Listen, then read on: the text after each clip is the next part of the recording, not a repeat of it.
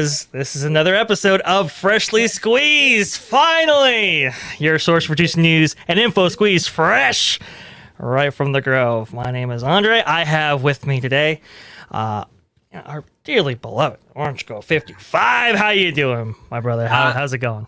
I'm doing great, Vash. Thank you so much for having me on Freshly Squeezed. It's an honor. Thank you, sir.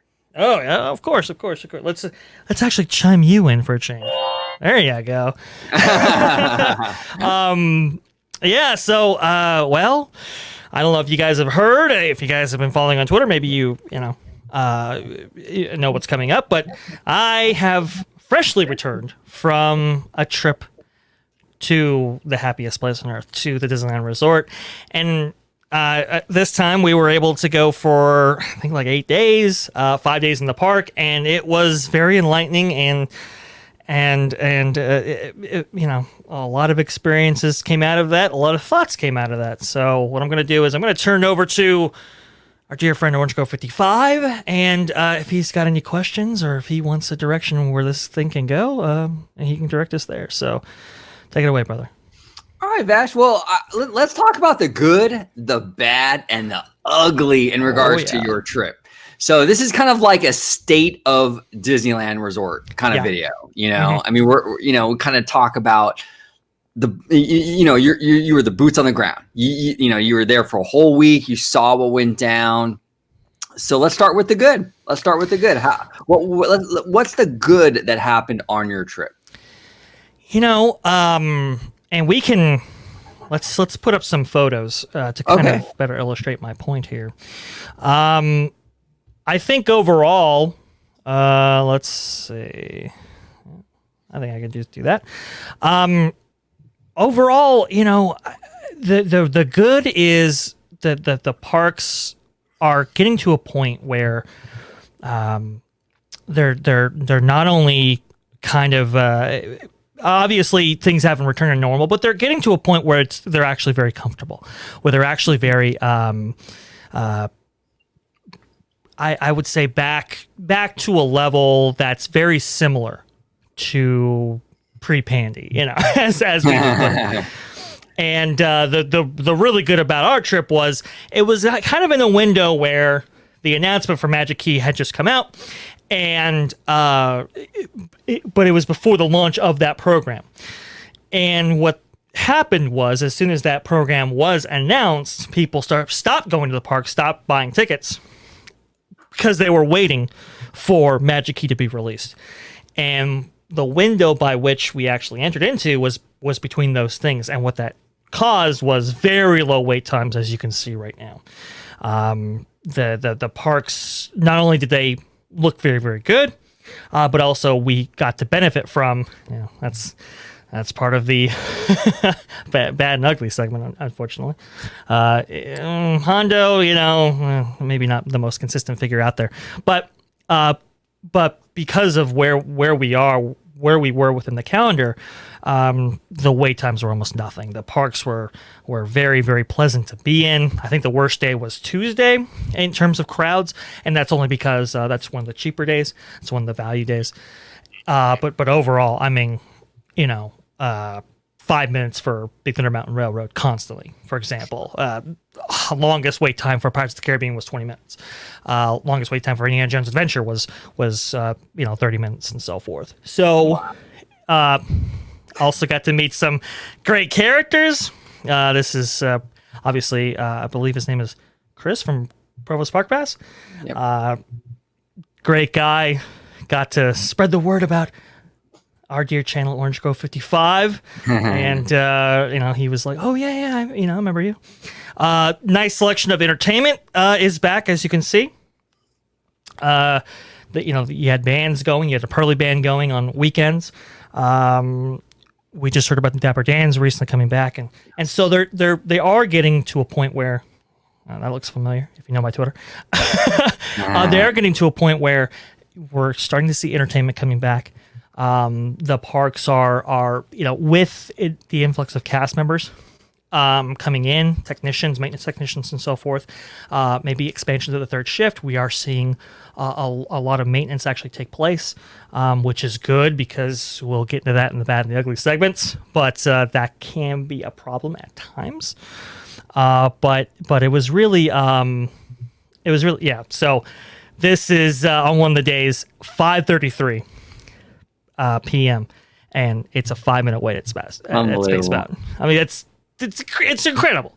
I mean, it was just, and by the way, that Fast Pass distribution sign, that's going to be a relic of the past, and we'll have to get into that on one of our future shows. But it was just great. It was just a really great time to be in the parks, to be part of this kind of this.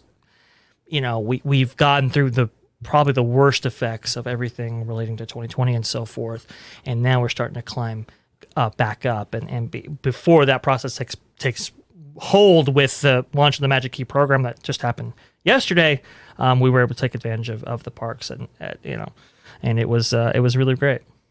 That's awesome. That's awesome. Anything in terms of like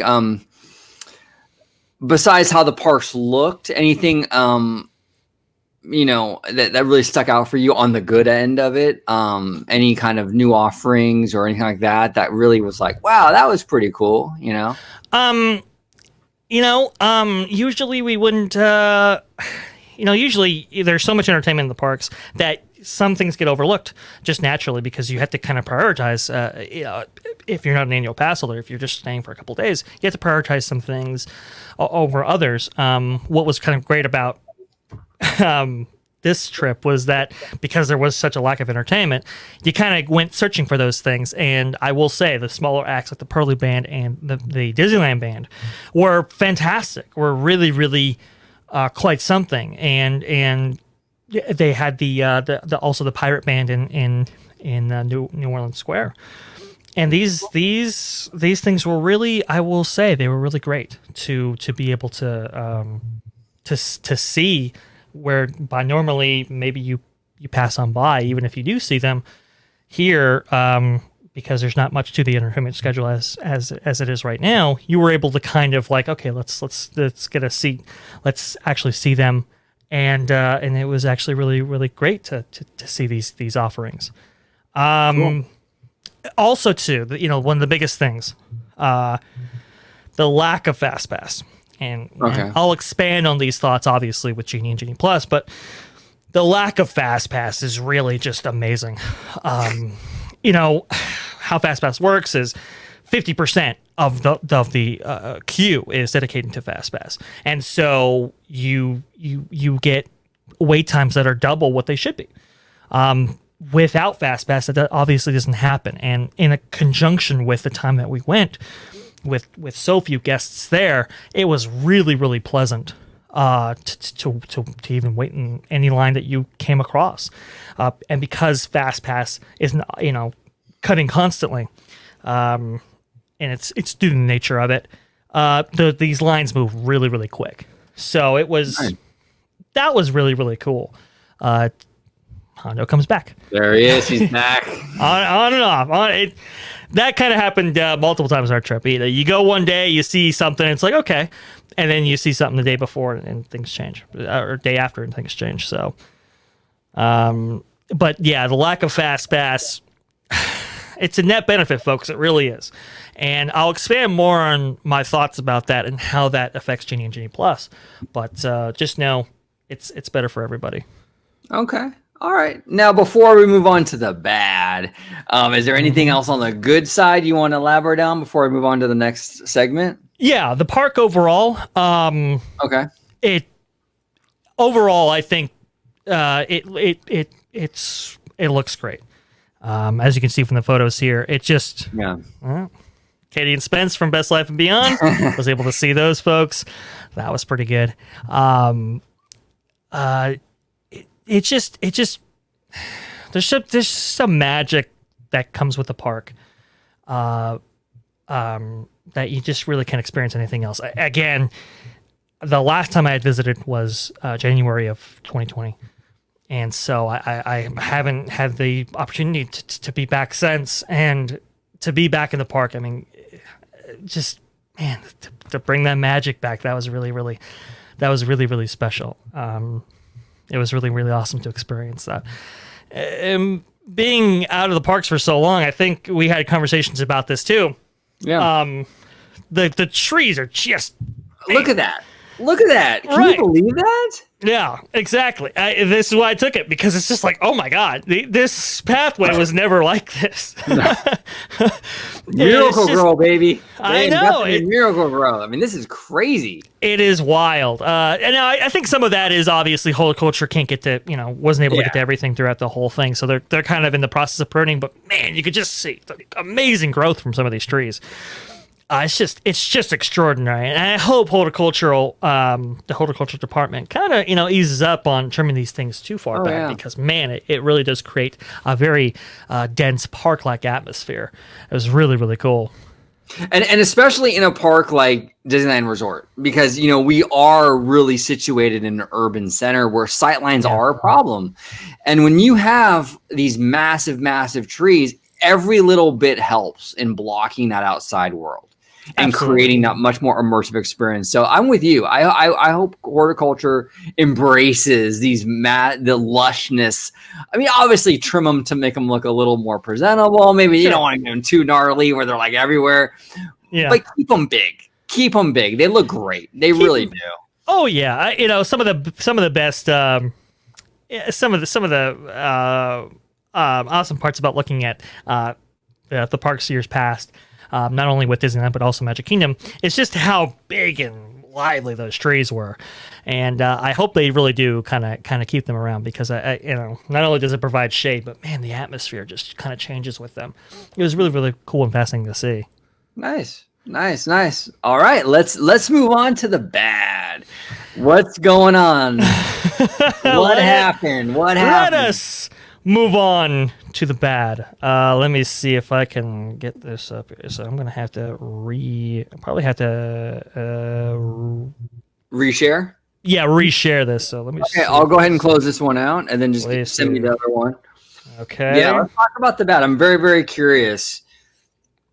Let's see. So what I'm gonna do is I'm gonna go ahead and do this.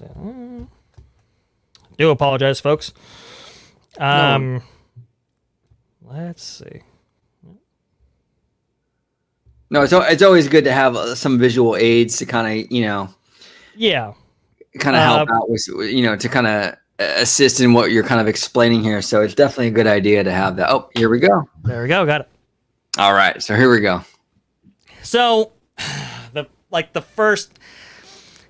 This is kind of had to blend, folks. Sorry, I meant to delineate between the bad and the ugly, but unfortunately, there might not be a way to do that. So we'll just have to kind of combine them a little bit. No worries. Definitely is in the ugly category. We talked about yield management. Before we left, we had a big show about the quarterly earnings report and had a discussion about yield management on there. So you feel free to go there to figure out, what yield management is. But as part of that strategy, look, there are certain cuts that were made. And right off the bat, when you get off of the Toy Story lot bus to get into the park for the day, you're greeted with this. It's not the greatest first impression, right, when you walk off the bus.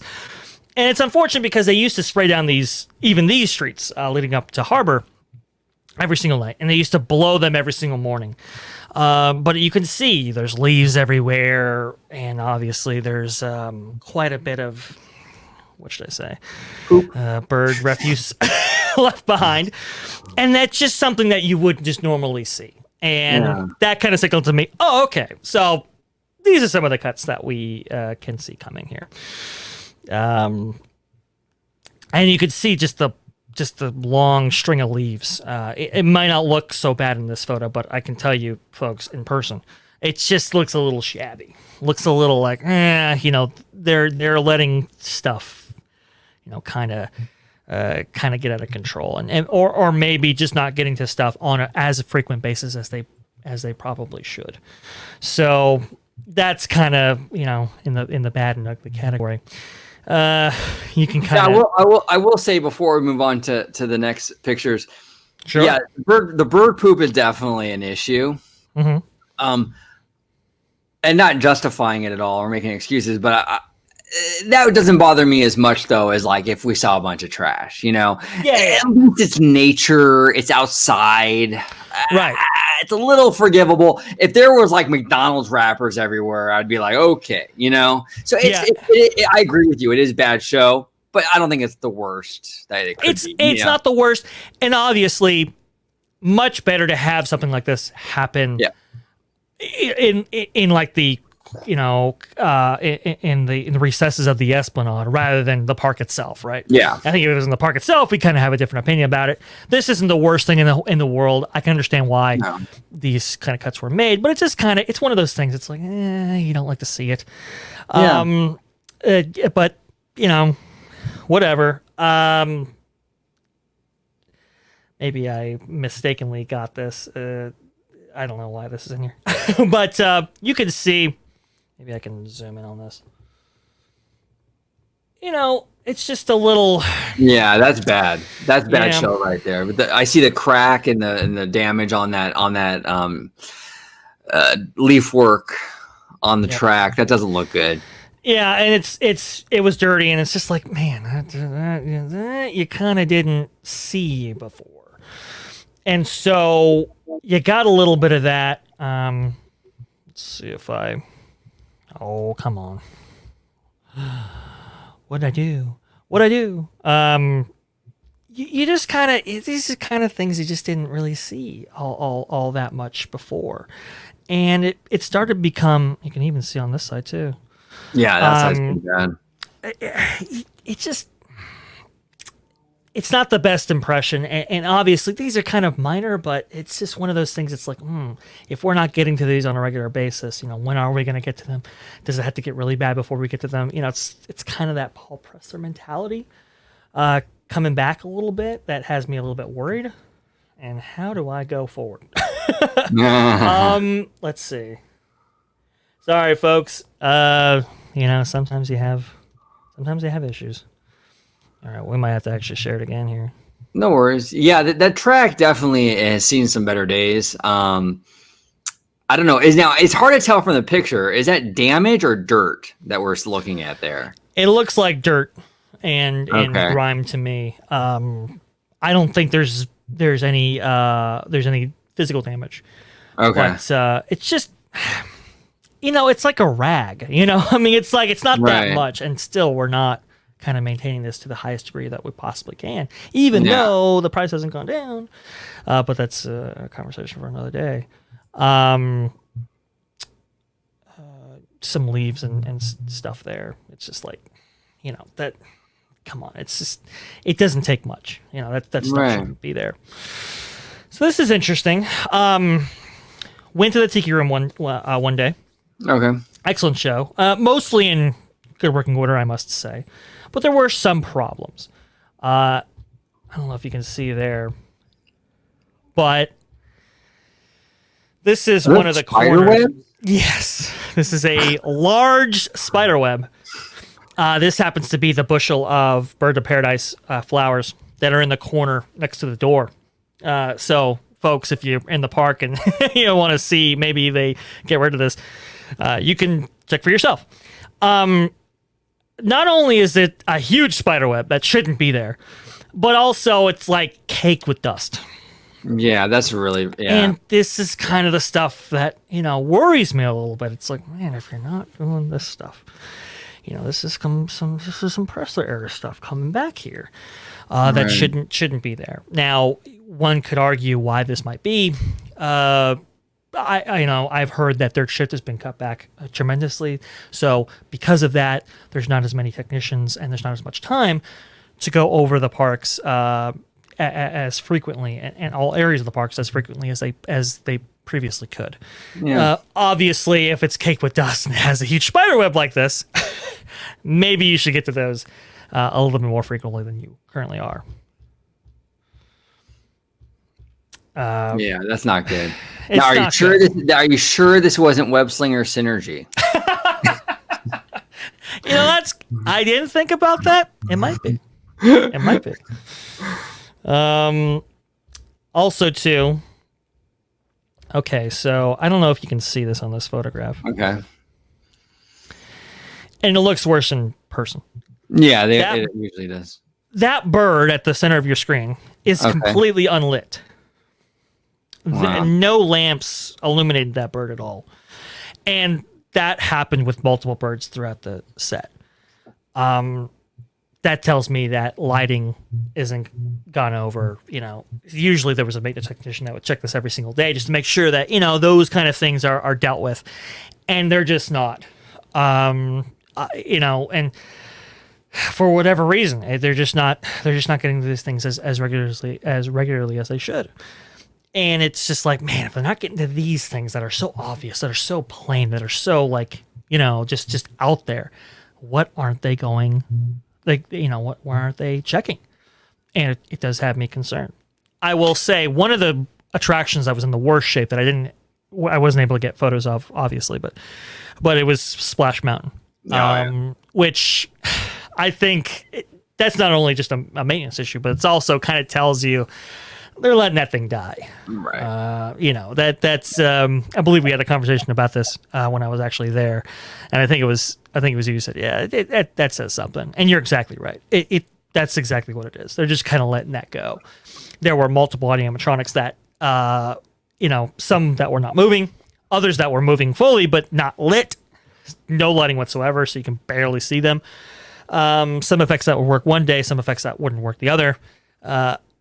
Particularly bad on the audio side when you're passing Brer Rabbit and he's kind of caught finally, and he's in, he's got honey all over him and stuff like that. That speaker is just completely muffled and either blown or something like that.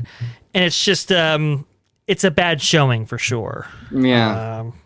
It's Dre, I was going to say too, this was one of my big concerns when the park. And I want to preface this by saying, regardless of what you think about the pandy and regardless of what you think about lockdowns, from a Disneyland perspective, I'm only going by Disneyland perspective, not a health perspective or anything like that. So I don't want everyone to get mad at me. But from a Disneyland perspective, one thing I was worried about with the year plus of being shut down is stuff like this coming back. When the parks reopen, this is something that it's kind of inevitable, They're going to make these massive cuts because they're bleeding out, And the parks, Walt Disney World wasn't closed for nearly as long, but Disneyland was closed for, I think, 13 or 14 months. 412 days. Yep. So they're going to come through now, and they're going to find every little way to save a dime. Yeah. For better or worse, that's what they're doing because they're trying to recover from that year plus. And it's not an excuse, but it's just it's unfortunate. It really is. This is a big concern. I'm honestly surprised that the parks even look as good as they do. I was making videos a year ago when the pandemic started, saying I don't even know if they could survive being shut down for a year. I didn't even know if they could survive that, But it's just this is something that I think kind of comes with, unfortunately, the territory. When they bled out for that long, we're going to see stuff like this. And it's not as bad as Paul Pressler era. No. But it could get that way. It doesn't take much to go down that slippery slope and get that bad, though, So and that's scary. And that's it. Look, what made the Paul Pressler era really bad is they kind of let these things go for a long time. And didn't service them when they could. The preventative maintenance just didn't exist. And unfortunately, they had to learn that the hard way. And so ever since the Paul Pressler era going forward, up until 2019 or 2020, it was always about preventive maintenance. It was always about prevent this stuff from getting really bad, or else you're going to have to take down these attractions fully. You're going to have them closed for months. You're going to have to pay for these expensive operations and rehabilitation projects to go back in there and refurbish them from the ground up. And it's we can push all that off if we just maintain them as we go along. And unfortunately, that mentality is changing from what I have seen. Because this is only a couple months out, guys. Right. They only open in April. Right. And end of April, I think, right? Wasn't it end of April? Yeah, end of April. April 30th. You're exactly 100% correct. So if we're starting to see this stuff now, now hopefully they do get some more people in here, more people in here, more technicians in here, more third shift in here to kind of, keep these things from getting any worse. And, rehab these things on a more constant basis, on a more frequent basis. But understand, folks, when previously you had 32,000 cast members that were working at the Disneyland Resort, and now we're at about 19,000, and you have Christian McCarthy saying, well, we're going to be fully staffed up by the end of the year. Understand who's being cut and what the potential effect of that could be on the resort itself. Right. I'll say this, I'll go off a little diatribe here. No, do it. Cast members, when you talk to cast members, they're all too willing to share with you how they're being overworked, how they have a lot more duties and roles than they ever did before, where maybe they were working a station, and I've said this before, but maybe they were working a station with 8 people, and now they have 2 or 3 people, Wow. and how those duties are tended to, and how much yield they can get out of each cast member. It's Yield. tough. Yields, right? That was a constant joke that we had. Whenever we'd see something wrong, it's like, oh, yields. Yeah, that's what that is. And honestly, sometimes it's appropriate. But you talk to cast members, and it's it's tough. And one of the things that we saw on Sunday, our first day there at Disneyland, that we were kind of shocked by was like the tops of trash cans, for example. And I think you experienced this yourself, Orange Grove, when you went. The tops of trash cans, or the sides of them, just not getting cleaned as regularly as we might expect. Right. Now, that's pretty big out in like a place like Florida and Epcot, where you go to the Food and Wine Festival and you got to eat on top of those things normally. It's never been quite that bad at Disneyland, but man, I mean, it's getting to a point now where you don't really want to be anywhere near these things because they're just not being wiped down. They're just not being serviced as regularly as they should. Go into the restroom and look, we're going to have to get into it, folks. I'm sorry. No, hopefully you're not eating right now. Get into it. Look, let's talk about it. Now, ladies, you might not have experience with this, but fellow men here, I think we can all kind of relate to this. Look, when you saddle up beside a urinal, there are things that happen, and unfortunately, not everybody's on target. And there's some moisture buildup at the bottom of those urinals sometimes, right? Okay, all right. We just, we can go with that.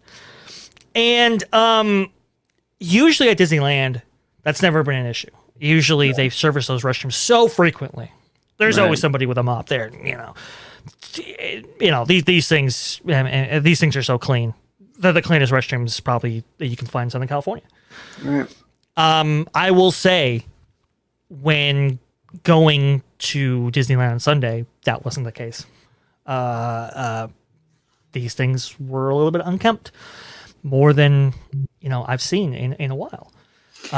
Now, this is interesting because you go to downtown Disney, and there was somebody with a mop like right away, and these restrooms were being serviced constantly, and I was like, what is going on here? Why does downtown Disney have nicer restrooms, or at least maintenance-wise, than Disneyland? This is outrageous. Well, we ran into a cast member named Phil, and he, explained to it, hey, look, downtown Disney is serviced by the Disney California Adventure unions and cast members, and we take pride in our work. We try to give it 150%. Disneyland, not so much. And it's starting to affect these facilities. Yeah. And it's you just hear all these stories from cast members talking, and it's just like, just one cast member, for example, the guy's like, we had a guy who was like 73. And he was constantly complaining about being overworked. And one of the last things he ever said was, man, these hours are going to kill me. And sure enough, he collapses, on his way home one day from working, and he's dead that night. Now look, I don't want to say that his commitment to Disneyland caused that, right? That could be a myriad of factors. But it is something that's like, man, that's tragic. That's horrible. Maybe we should reevaluate. Maybe we should, really rethink this. Yeah. It's just we're starting to see the effects of it, and hopefully that changes. Yeah. Hopefully they get just a few more cast members to kind of up the frequency of these things, both for the attractions themselves and also for these facilities. Yeah, I want to touch upon a couple of things that you talked about. Please. In terms of the men's urinals, fellas, that little fly or bee icon in the toilet, aim for that. That's what it's there for. Aim for that. Okay. And I understand, guys. I understand, fellas. Sometimes you're aiming for that. You're doing the right thing, and you sneeze. And it ends up all over the ceiling. I get it. We've all been there. But try your best. Just aim for that little bee icon, and you should be okay. And another thing I want to touch upon, and I'm not gonna kiss anyone's ass, okay? Mm-hmm. But I really do believe this. I really, really do believe this. The custodial crew at Disneyland Resort, they're some of the most important cast members, and I'm not diminishing anyone else's role at the resort, but the custodial team in particular, in my opinion, is some of the most important roles in the resort. They're vital. I mean, Walt Disney was very clear in his vision for Disneyland. He wanted a clean park. The custodial crew at the resort is vital. Yeah. They need to give the custodial crew the resources they need to do their job. Yeah. On top of that, they need to pay these people better. I think that you got to pay them better. You got to give them the worth that they like. You got to give them the pay they deserve, and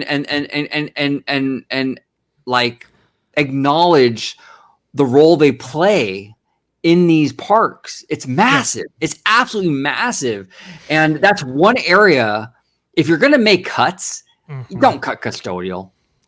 Don't cut custodial. I mean, look, cuts always suck. It's never fun to lose a job, to get furloughed. I've been furloughed. I've lost a job. I've been in all these positions before. It's never fun. But the custodial staff at a Disney park should never be part of that equation. They need to keep these parks clean. There's no excuse.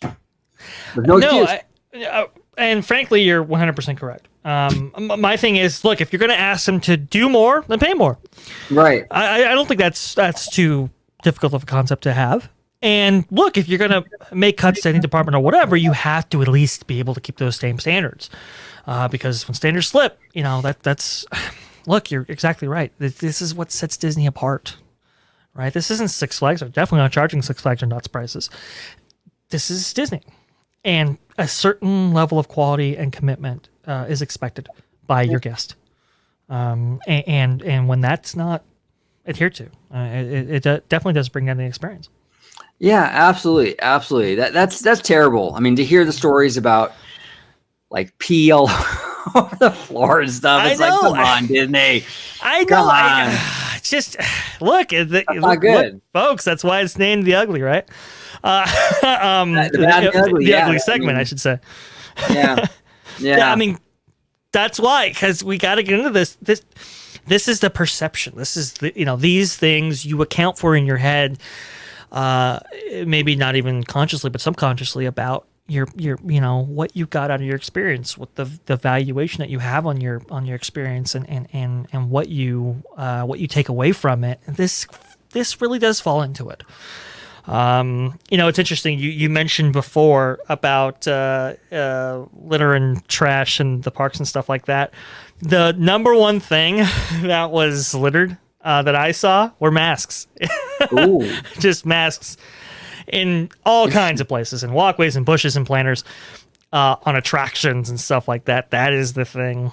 It's just to me, it was quite funny because it's like, we do all this stuff to, we're going to have these separate trash cans for recycling and bottles, and we're going to have separate trash cans for food and stuff like that. And we're going to have, we're going to get rid of plastic straws. We're going to do paper straws, all this kind of stuff. And it's like,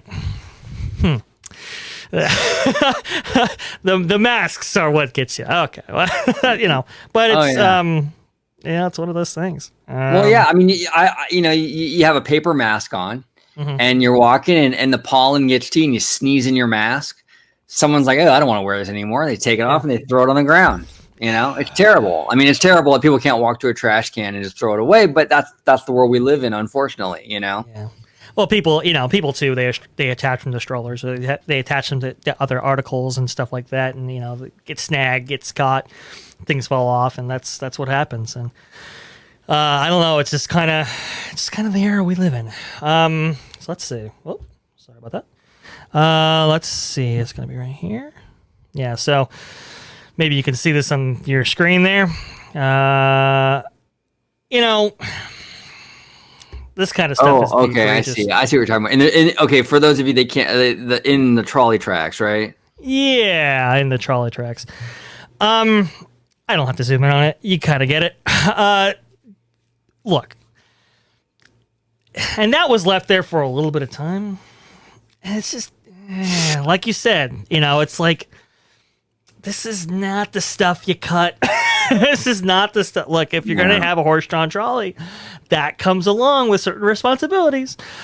Luckily, there was a cast member finally passing by that was attending to it. But it just, you just don't expect to see that for that period of time and so forth. And it's just wow. Man. Let's see. Okay, so this is quite interesting. Okay, so you see where the gentleman with the red shirt is walking. You can see there's a sewer drain, right? Yeah. Next to there. I'm scared to even know what this is about. Let's talk about this. What's going on with this? Look, I'm sorry, guys. I gotta tell you about my experiences and what Look, obviously the paint on the fire station, but I'm not here to talk about that. This is much more serious. So let's see if I can get a better picture of that. And while you're doing that, I think the paint on the fire station is sort of a Splash Mountain kind of effect. I think that this whole back area, because we are up against where the entry for the future Mickey Minnie Runaway Railway is. Yeah, I have a feeling this stuff is probably on the books for refreshing. So they're letting it go and they're waiting until that comes about. I think for this particular area, I think that's probably what we're seeing here. That is probably what we're seeing. Toontown is in a state of kind of rehabilitation, at least from what I saw. I mean, we know that for a fact with the pathway that they're adding to the entrance to Toontown. There's brick pavers going in, which looks like they did one hell of a job on that, by the way, seeing it firsthand, and it looks like it's going to be ready quite shortly. But they are doing some rehabilitation to Toontown. Yeah. Maybe that's part of it. Maybe they're just kind of waiting for other projects to wrap up before starting those things. Maybe those buildings are going to be removed. I'm not sure, but I wouldn't worry too much about it, at least for right now. Yeah. I think they do want Toontown in a certain level of shape and standard of quality before Mickey and Minnie's Railway opens. So that's good. It's not so good. Okay, so, all right. So you see that sewer drain. I couldn't catch it on camera, obviously, but I'm walking past, going to Roger Rabbit's Cartoon Spin, and the biggest rat jumps out of the sewer drain, scurries up to the second level of the bushes there, and then hops right into the bushes, like right in front of me in like a split second. It's like, whoa, holy mackerel. Now look, obviously Disneyland has kind of a rodent problem. It always has. Yeah. This is going back to the earliest days with Walt. One of the reasons why you see the cats, the cats at Disneyland, that's why they're there, folks. They're there to kind of stem that tide a little bit. And any time you have the thing with Disneyland too, and not to interrupt, but anytime you have like an outdoor environment with a lot of trees, a lot of places for these little critters to go, it's going to be a problem. Disneyland has like literal forests, all over the place where these little critters can live. and they can go into the sewer drains and things like that. So I think it's always kind of be one of those things we're got to deal with, you know? And remember, the parks were closed for 412 days. Right. And some stuff tends to move in. We saw the geese. Yes. They were there upon reopening, and finally they've been kind of shooed away, but they're kind of territorial, and especially when they have little ones, they can kind of like, they're kind of aggressive and stuff. Oh, they're mean, dude. Geese are mean. They're mean. They're also really loud. I say that because staying at a resort one time, the geese would come up every morning. God, they were so loud. Anyway, yeah, they're aggressive. They're, whatever. But this is a little bit more serious, obviously, especially now with disease and so forth. Rats, you don't want rats. No. And to just see that was like, whoa, Now, again, I will preface by saying, look, I've seen this kind of stuff before. I think, how, back in the Mice Chat days, somebody took a picture of like a possum in like New Orleans Square and stuff like that. This stuff kind of happens. But it's just like, with a combination of the other stuff that we've been talking about and that we've been seeing, it's just like, is this a product of just bad circumstance, just, wrong timing or whatever? Or is this part of a bigger issue? I'm not sure the question of that really is, but what the answer to that question is. But this stuff does happen. Another thing to this, I don't have a picture of it, but going from like the steps coming off of the Disneyland Railroad at Main Street Station, obviously there's a couple of exit portals where you can kind of get off and you go down that kind of sweeping staircase to Town Square. You know what I'm talking about? I do. I am familiar with that. So stepping off the railroad and walking down those steps, on like the third step, just a fleet of cockroaches right there. And I was like, whoa, and I was like, wow. And I mean, just like, man, at least 4 or 5 of them I saw, but there were a lot more. And I was just walking down the steps and it's like, whoa, that is not a good thing. This was like at probably 10 o'clock at night or something. And it was just like, it was startling. So you just combine all these factors and maybe it's time for Disney to kind of up their fumigation standards. I think it is. I think it is time. I mean the cats do, like you said, they work. They do. The cats work for sure. But it wouldn't hurt, even with the sewer drainage systems like this, to maybe add like a grill or something that would prevent them, because any kind of sewer system, you can't prevent everything. But with at least with a grill, you would prevent them from going into the park, Yeah. Something like that might be a good idea. Now, in regards to the cockroaches, to be fair, a lot of bugs were displaced when they removed Bugs Land. So they got to go somewhere. That is true. That's true. Got to give it up to the roaches and fellow insects. They were displaced. That is true. It's going to be a while till they find a home. That's true. Definitely. Times are tough. Yeah, times are very tough. But it's just one of those things. Look, maybe it's just, I've seen cockroaches at Disneyland before. Yeah.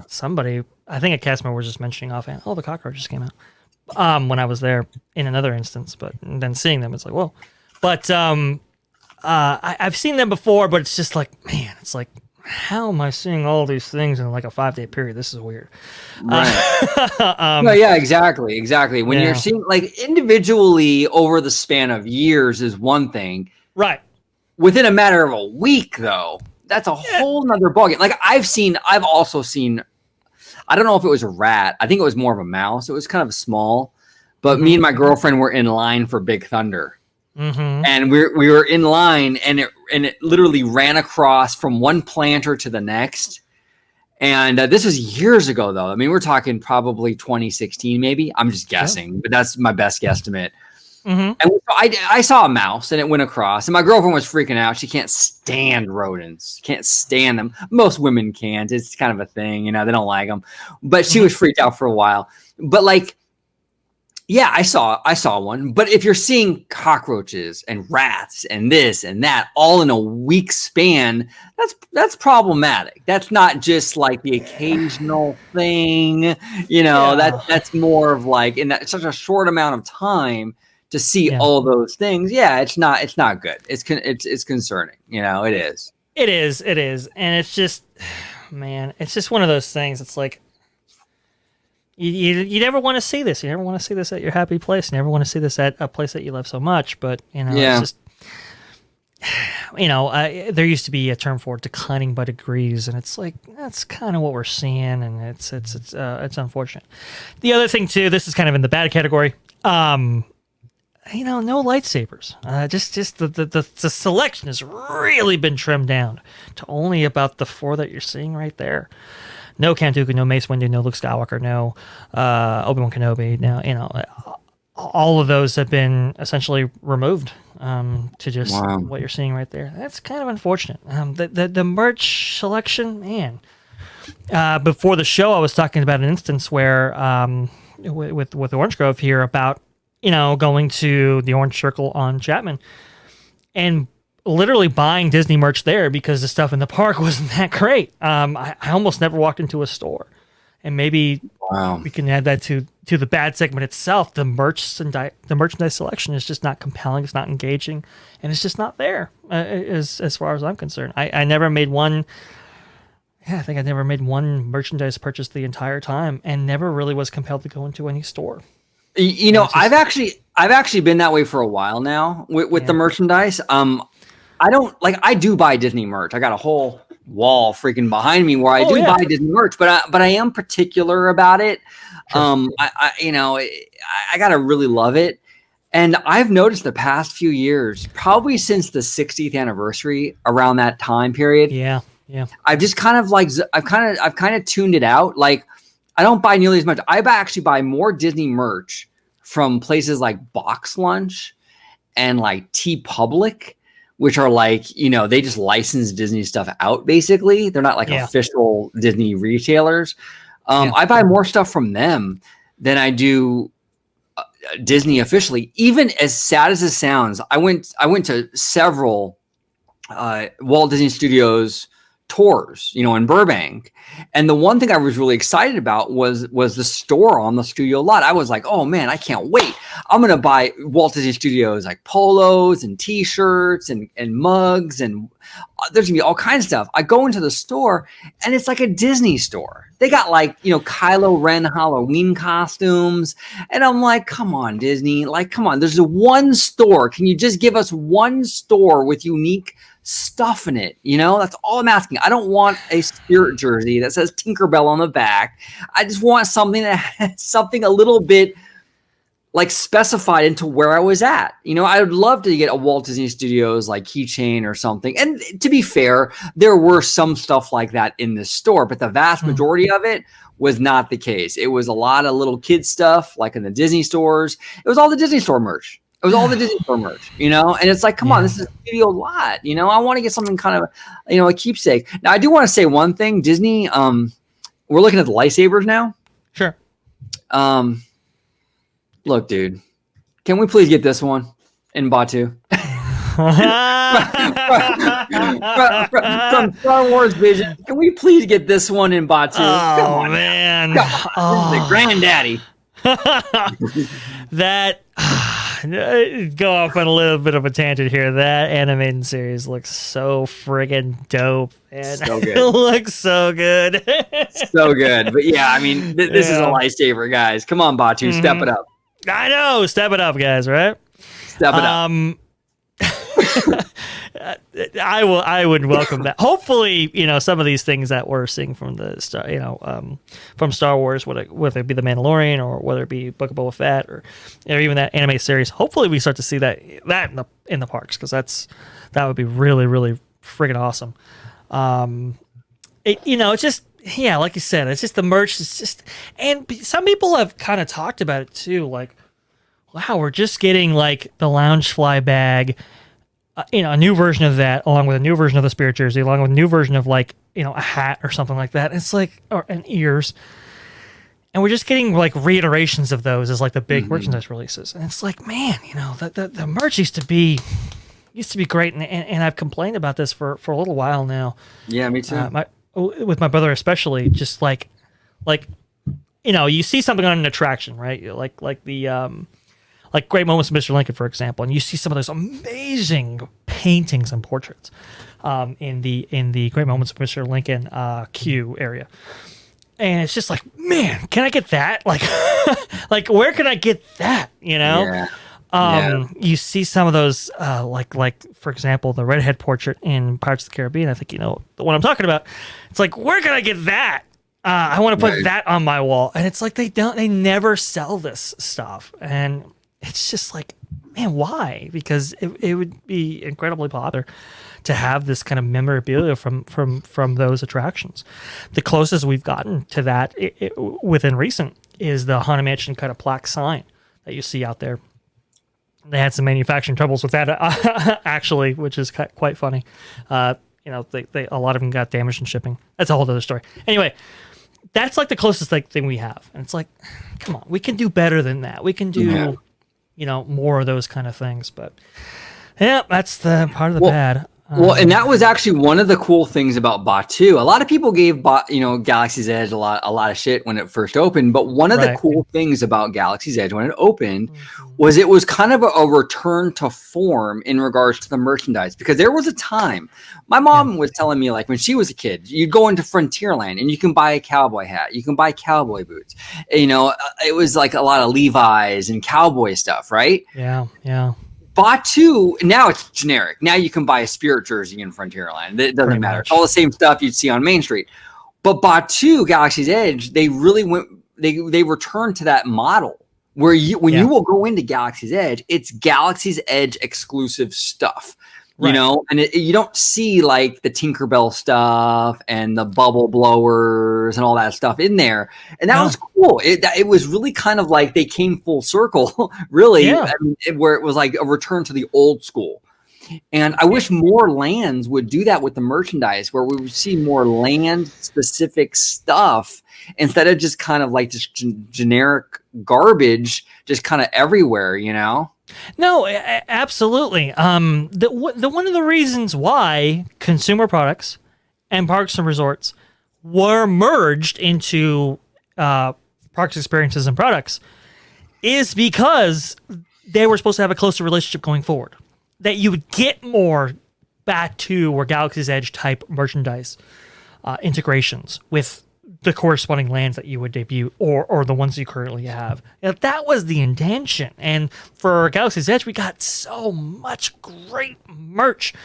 You know, at least initially, just I mean, I think they said like 300 unique items created for Galaxy's Edge, and it was a kind of this holistic kind of coming together of Imagineering and consumer products to really kind of create the merch that you would sell, that you would find in the environments that were introduced with Galaxy's Edge, and in these kind of natural settings. I mean, it just was amazing to see like the Sith holocron. How many times have we ever seen that on screen? Man, you can buy it. Really, really great stuff. And is that where it dies? Is that where, you know, is that as far as we take this? One of the, you know, we will get into Avengers Campus because I was actually able to see that. One of the worst things about that was not doing that store. I've brought this up many times, but like a lot of the great Stage 17 stuff that you can buy in that area was supposed to be in Avengers Campus itself, and unfortunately I wasn't able to see it because it was just never over there. But there's a great line of merchandise that could be integrated there, and it you know, it just, there's a disconnect right now because it's just it's the wrong venue, it's the wrong location. Yeah. Should we do that? Should we dive into Avengers Campus and kind of do like an overall review of Avengers? Let's do that. Let's dive into Sure. Let me go ahead and let's see if I can actually find my Avengers Campus photo. All right, yeah, go ahead, and then let's talk about Avengers Campus because this was your first time over there, and I'm really curious your opinion on this land. and the ride too, the web slingers. I don't think I've ever actually done a web slingers review on my channel, so this is kind of the first time I think my audience has even heard my opinion on this. I just I haven't really done anything on it. Kind of weird, but yeah, I haven't. We have a lot to discuss. We do have a lot to discuss. So here we go.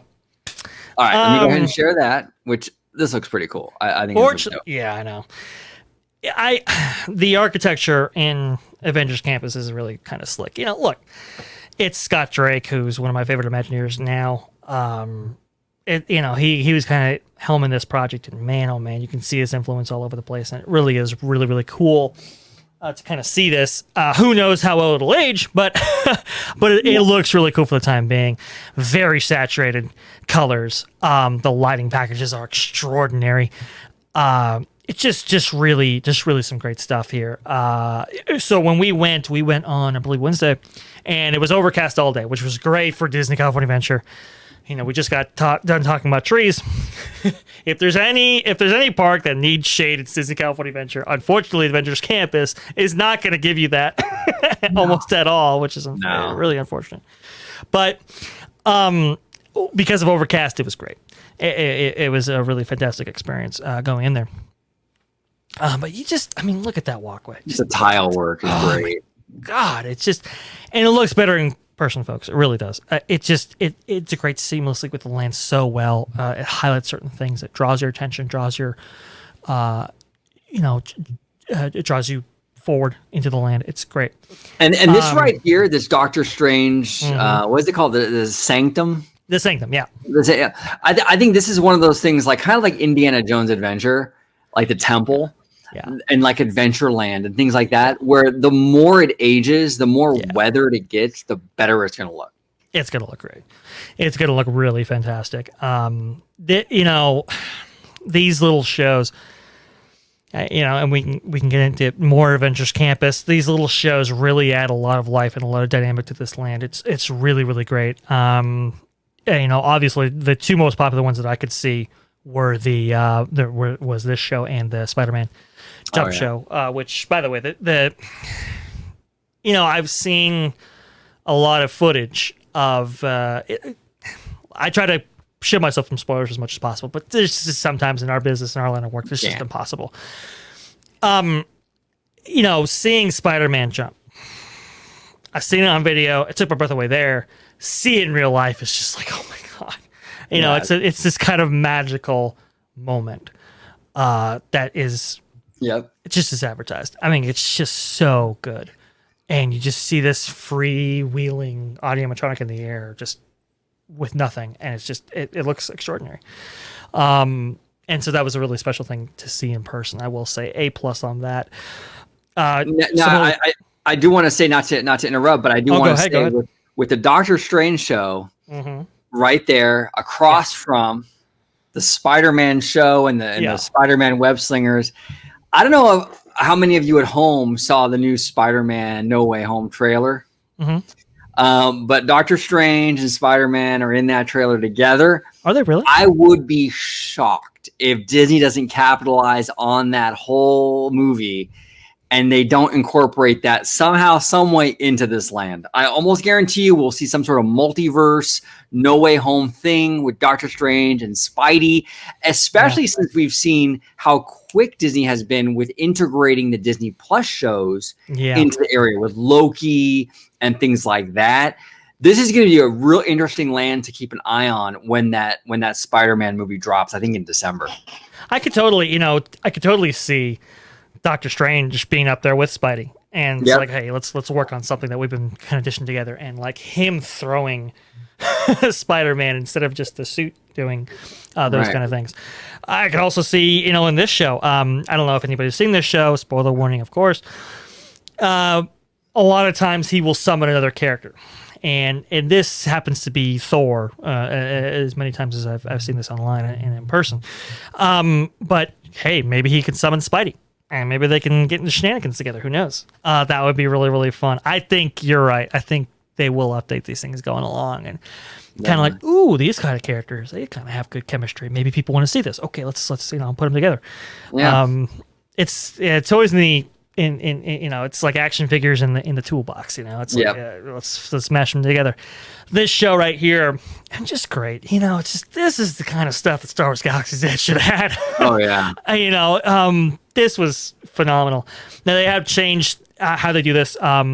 The first couple of rows, as you can see right here, maybe the first like 8 or something, you do sit so as to give everybody a chance to experience this in the back and stuff like that. And operationally, that did seem to go pretty smoothly from what I could tell. And this show just plays, and it is really, really great. The actors really put a lot into it. Dr. Strange himself for this show was just, he's kind of like an improv comic almost, with his little snaps and quips and stuff like that. Yeah. Really, just super in character, really awesome. Really, it was a lot of fun, a lot of banter with the audience and so forth. So that was really cool to see. And the audio for the show is absolutely freaking amazing. The floor vibrates. You think you're having an earthquake. It's just like. It's awesome. It's bringing that kind of Atmos technology that they introduced with Galaxy's Edge to here. Like Rudio actually pointed out, our friend Rudio, we do think about you, sir. All these points of light that you see up there, all these kind of light, boxes that you see up there, do have speakers in them, and you can kind of hear that. It sounds awesome. It sounds really cool. Amazing. Let's see. Yeah, by the way, that has not been touched up at all by me. And that's with my friggin' camera that's 5 years old or whatever. As you can probably tell, going through this, not the greatest quality. It looks incredible. This land just looks phenomenal at night. It's just 10 out of 10. It's just extraordinary. Go ahead. It's beautiful. And you know what it kind of reminds me of, and I know a lot of people are probably gonna think I'm crazy, but it kind of reminds me of like old school Tomorrowland. And what I mean by that is like Tomorrowland used to have a lot of this kind of aesthetic with the futuristic buildings, obviously, but these like the palm trees. That was a big aesthetic in old school Tomorrowland. Not so much now. But back in the day, the 60s, the 70s, even in like the 80s, you see a lot of like, you see the palm trees in the planter and you see them off to the right. That was a big Tomorrowland aesthetic for a long time. This reminds me of it. It's like a throwback to the old school Tomorrowland in a lot of ways. It's really, really cool. And it's going to look really dope when they finally build. Yes, they will finally build it. They will do it. That e-ticket. To have that in the background, kind of like, solidify the area, I think that will look great too. It'll act as a berm sort of for the area and really bring it together. Oh yeah, I think you're 100% right. I think with going forward with the attraction and creating that kind of reason to go back this far into the land. Not just for Guardians, but for this amazing Avengers structure right here, man. I think it's gonna, and I will say that's what Avengers Campus really needed, was a really big time attraction. That wasn't just Guardians, obviously, but something kind of new and fresh, and kind of like to bring this whole thing together. You could definitely feel like something was missing. That is it. That e-ticket cannot come soon enough, in my opinion. But it's got an amazing marquee, it really does. And like I said, with the planters with Tomorrowland and stuff like that, there's some really unique things on that front. The trees that they do have in there are well selected. And just look at that. It just looks incredible, guys. It just looks great. Look at the form and the pattern and those what is it? Those strands of light casting off those palm trees down below. It's just really extraordinary stuff. It is, and it brings a completely new aesthetic to California Adventure. California Adventure never really had a Tomorrowland technologically driven area. Now we do. Now, if Imagineering wants to build some crazy robot and showcase it, we have an area we can do that now at DCA. Correct. So that's cool. It adds this land did so much for DCA. in terms of potential going forward, because the MCU is just a gold mine in terms of, well, financially, obviously, but even just creatively, there's endless potential with the MCU. And then even like now, it brings a different dynamic to the park where you do have this technology driven area that you can do different stuff. You never had that before with DCA. It adds a lot of variety to DCA that it didn't have before. So I think it's definitely a win for the park. I mean, I know a lot of people miss Bugs Land, but Bugs Land was a dead end area. It really was. They weren't going to go anywhere with that. It's just not a big franchise. There's not much you can do with it. You know, you're completely right about Bugs Land. It's just that's where it was going to always be. They weren't going to add to it, and it's, you know, I myself personally would have liked to have seen Eastern Gateway go forward, and obviously the Hollywood Land area be redone as opposed to Bugs Land. But what we got here was. It was actually pretty good. It really surpassed my expectations a lot. And like you said, you know, the variety of, that's what makes Disneyland great, right? It's the variety of different settings, locales, and places you can go. You know, you can go from like the cartoon world of Mickey Mouse in the 1930s and jump right into a fantasy land that takes you to like an old European village, and hop right from there to kind of Frontierland, Old West, to Galaxy's Edge, you know, and all of those locales are so distinctive, and they just have such a rich tapestry of theme and architecture and style. DCA didn't really have that before. No. Obviously that was improved greatly with Cars Land, but it was kind of in that kind of California ilk. And this just adds so much variety and vibrance and uniqueness and theme and setting and quality. It's just, it was kind of interesting going from Avengers Campus to Cars Land and seeing that juxtaposition of styles, seeing that kind of, that you know, just that kind of transportation-like feeling going from one place to the other.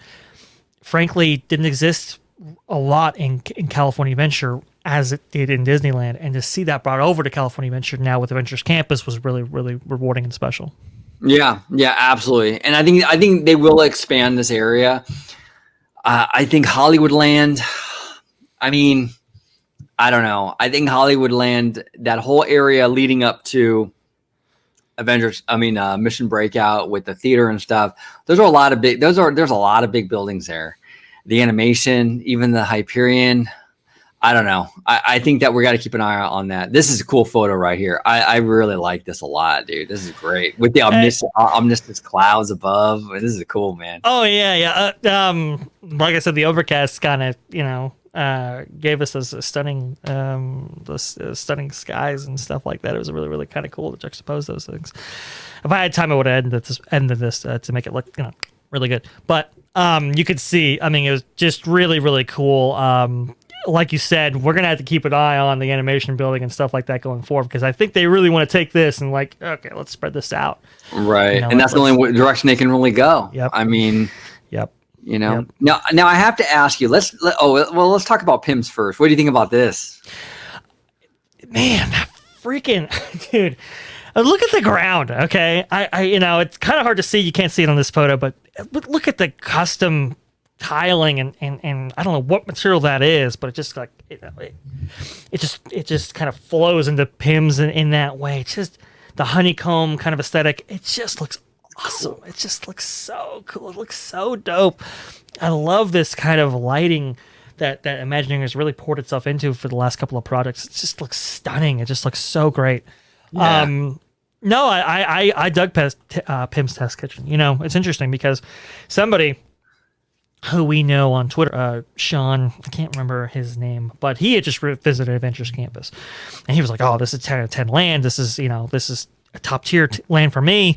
Really impressed with how PIMS Test Kitchen looks, but PIMS Test Kitchen itself was kind of a downer in terms of the food, and I kind of had like a whoa, like that's kind of interesting because I thought the food was amazing, or at least of the items that I tried anyway.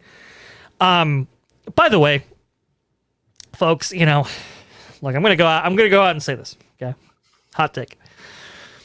DCA kills it on the food more than Disneyland. Yeah, they do. That's it.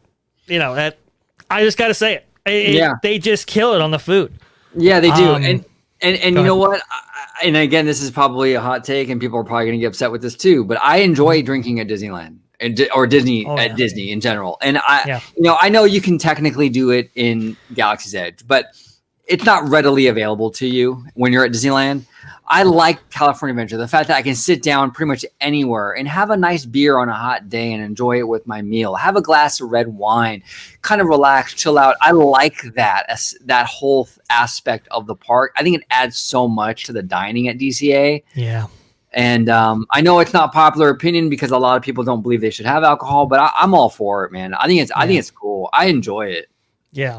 No, I completely agree with you. Now, look, I think you brought it up when we spoke earlier, at least when I was there.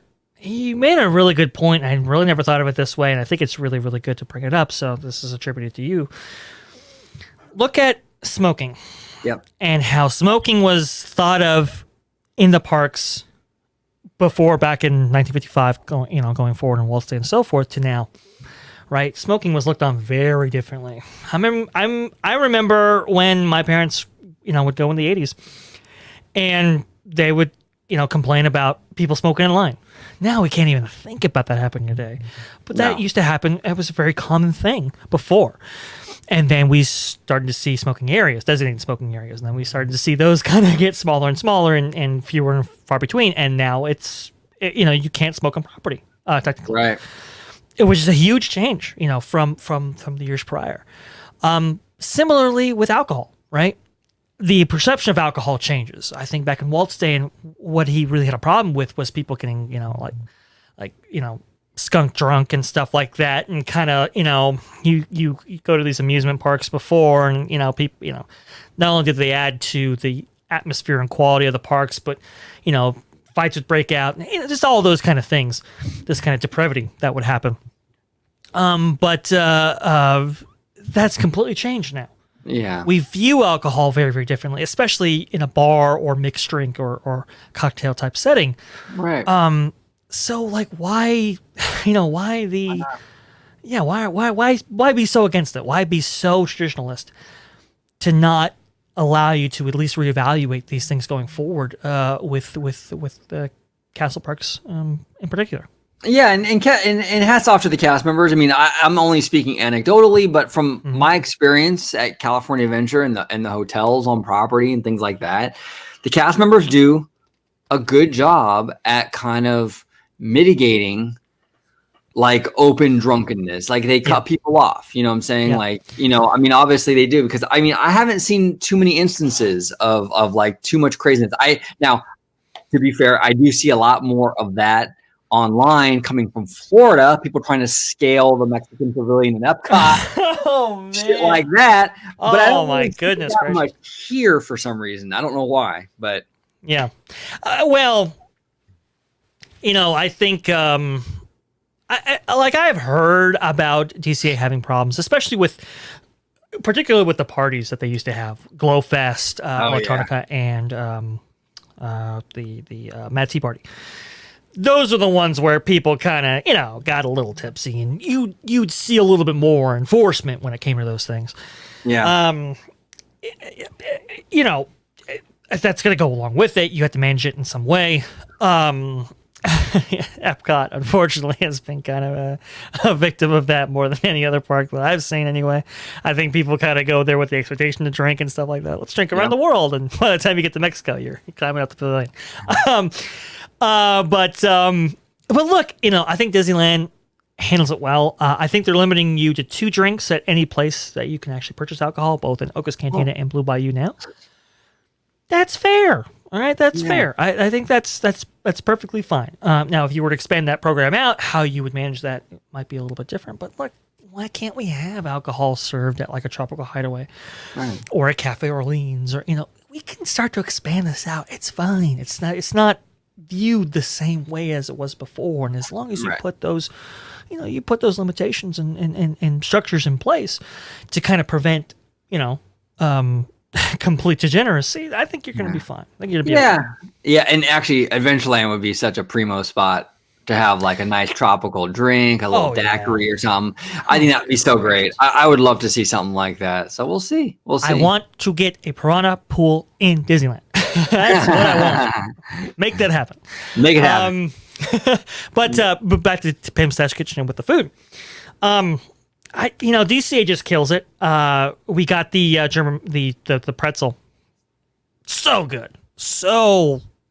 Man, that is a great pretzel. As we were consuming it, we were just like, man, if only something like this existed at Disneyland proper, because it was so good. So, so fresh, so soft, just awesome. Really, really great quality there.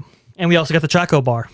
By the way, one of the best values of pretty much anything in the park right now. For like $8, you get this friggin' thing that's huge, delicious, just awesome. 10 out of 10 would get again. Unfortunately, we didn't have much time to sample a lot of the food that we wanted to. We ate at Lamplight Lounge earlier that day, and the park was about closing, and so we didn't get to sample all the foods that we possibly could. But the two products that we have were just phenomenal. They were just really, really great. Awesome. Now. Oh, okay. Here's cars. Should we mosey on over to Web Slingers? Yes, let's go over to Web Slingers here. Right. So, what are your overall thoughts, Dre, on this attraction? Going into it, your expectations when you're coming off of the ride. What did you feel? And then I'll go ahead and share what I thought about it. I guess it's fair that this is where this is placed in this whole Avengers Campus segment, because we had the good. Unfortunately, we got to go to the bad, right? Look, to me, I had heard from a lot of people that like it's not a great attraction. Like this is, it's basically Toy Story Movie Mania and not a great version of it. And people get their arms tired when they're doing the whole thing, and just not the greatest thing to be added to any Disney park. So, with that kind of expectation, I was like, okay, well. All right, so I will set my expectations accordingly. I'll set them kind of low, and we'll see where we go from here. And unfortunately, even with low expectations, I was still disappointed. Yeah. To be frankly honest. Now, look, there are some good things about this, right? I think the exterior is pretty good. And the graffiti, obviously, and the Circuit City, okay. But overall, I think aesthetically, this is pretty nice, and it creates an amazing show space. That we mentioned before. The queue was decent, okay. A lot of it's outside, not the greatest, but okay. The pre-show I thought was really good. Some people said, it goes for a little bit too long. Maybe that's the case going forward. Yeah. But honestly, I had a great time with it. And the kind of technology that they're using there, it's similar to the Universal's technology. I forget the term they have for it. It's like it's like Miracast or something like that. It's like a Pepper Scopes, but projection wise. This technology that they're having here is really phenomenal. Really, when you see Peter Parker and Spider-Man, really bright, really, creates a great effect right there. I can understand why they went with that rather than a animatronic version of him. It looks really good. It explains the story quite well.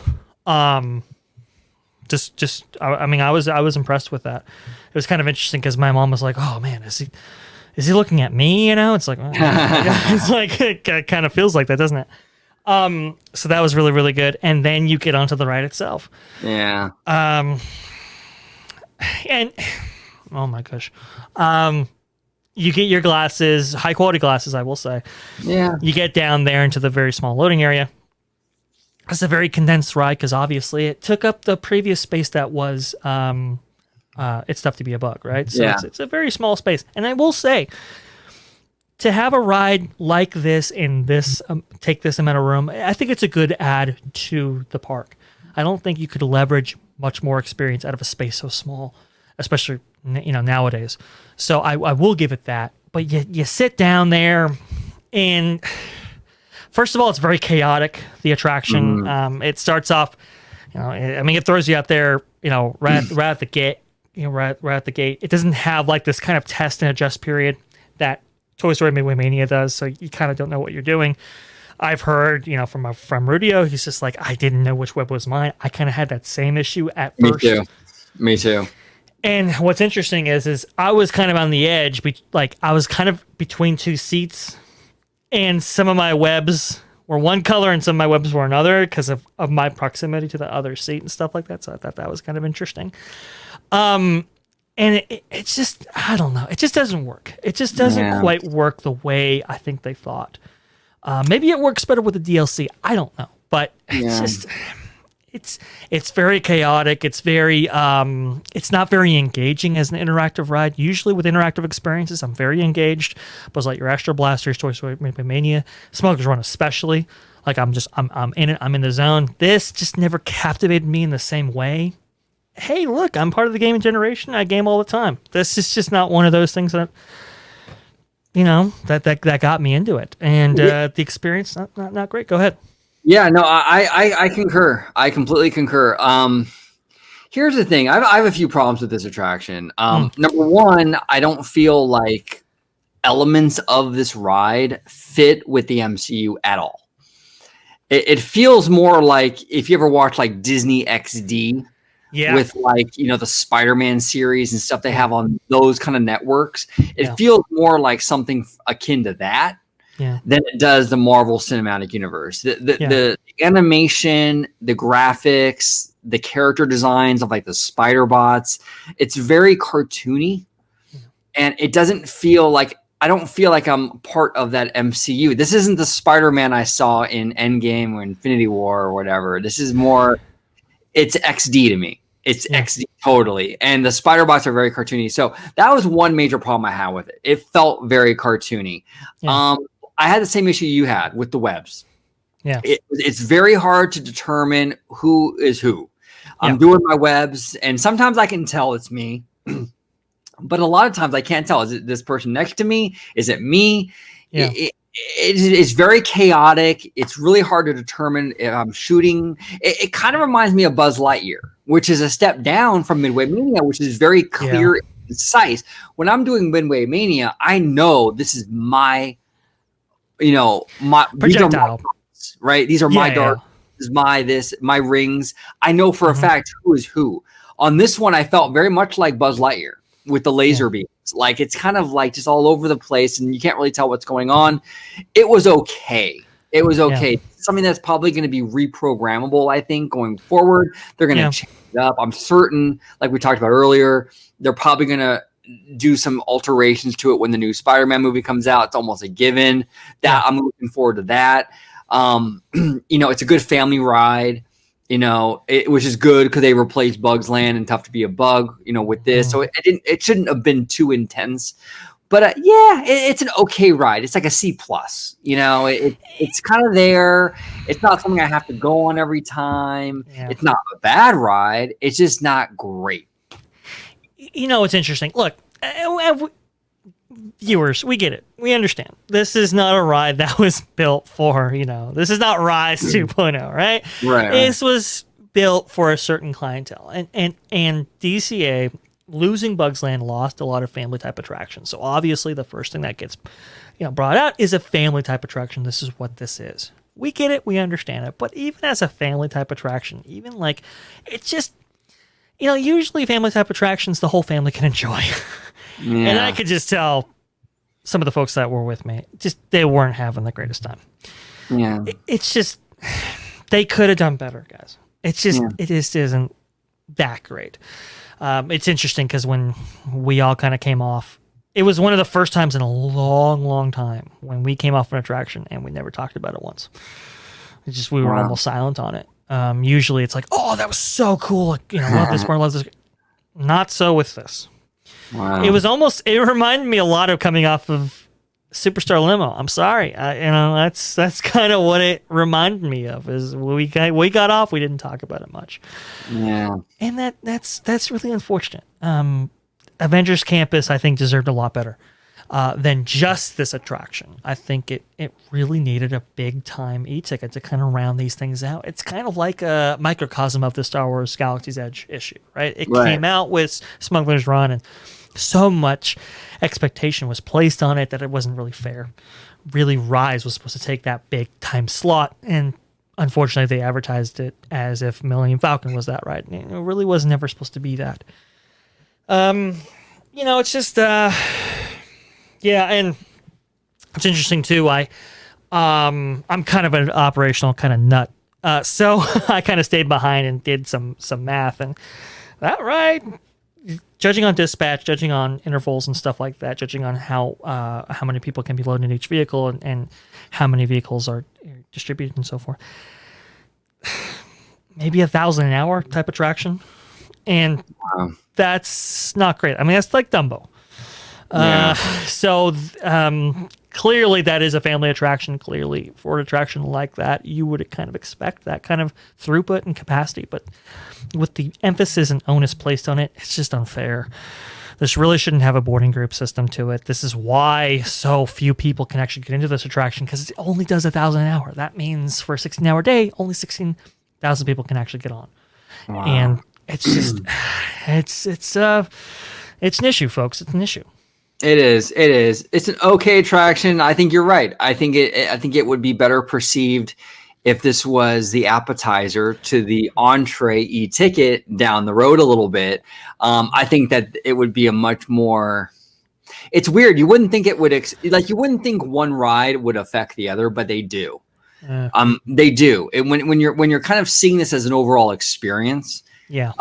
Like Rise of the Resistance changed Galaxy's Edge. It was a game changer for that, and it made Millennium Falcon even better because Millennium Falcon was like a complement add-on. It wasn't the focus. When you have something like this as a focus, it's just disappointing. Now, I think eventually when they do build that e-ticket and you have something like a Rise of the Resistance sitting there in the back, and then you have a more family kind of modest attraction like Web Slingers, I think it'll be better perceived. But when it's the marquee thing, the marquee attraction on opening day, I still think Mission Breakout's the star of the show, but hands down. 100%. Mission Breakout's such a great attraction, isn't it? Yeah.